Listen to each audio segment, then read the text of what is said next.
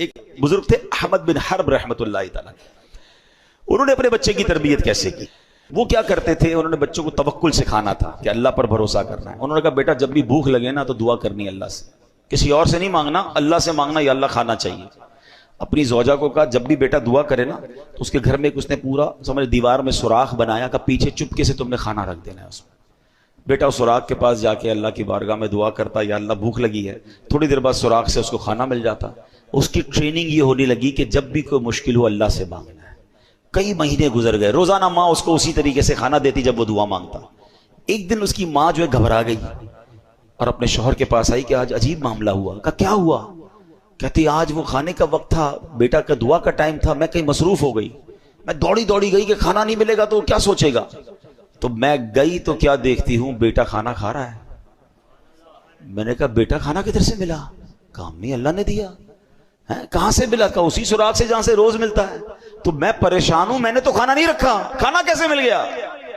حضرت احمد بن حرب کہتے ہیں مجھے اسی دن کا انتظار تھا، اب تمہیں کھانا دینے کی ضرورت نہیں ہے، اس کا اللہ سے کنیکشن ایسا ہو گیا، اس کو غیب کے خزانوں سے ملنا شروع ہو گیا۔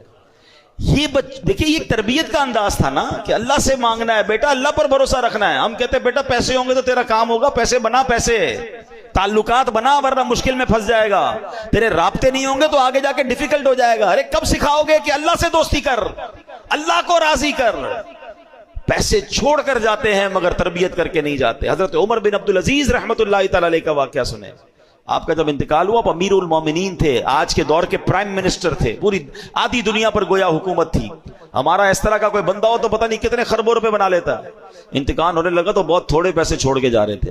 کسی نے کہا حضرت آپ اتنی بڑی شخصیت، اپنے بچوں کے لیے چھوڑا ہی کچھ نہیں، بچا ہی کچھ نہیں، اتنا خرچ کر دیا اللہ کی راہ میں۔ کیا کمال کا جواب دیا ہے۔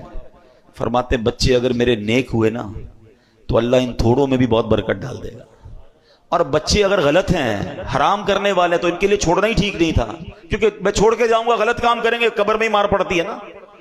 کتنی کمال کی بات۔ ہم اس پرابلم میں، اس سوچ میں پڑے ہوئے ہیں کہ ہم بچوں کے لیے چھوڑ کر کیا جائیں۔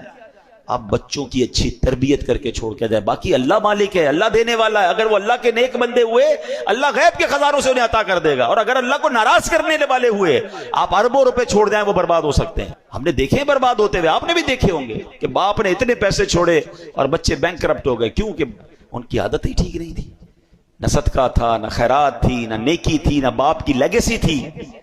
کاش یہ بات سمجھ آ جائے۔ بچوں کو سخی بنائیے۔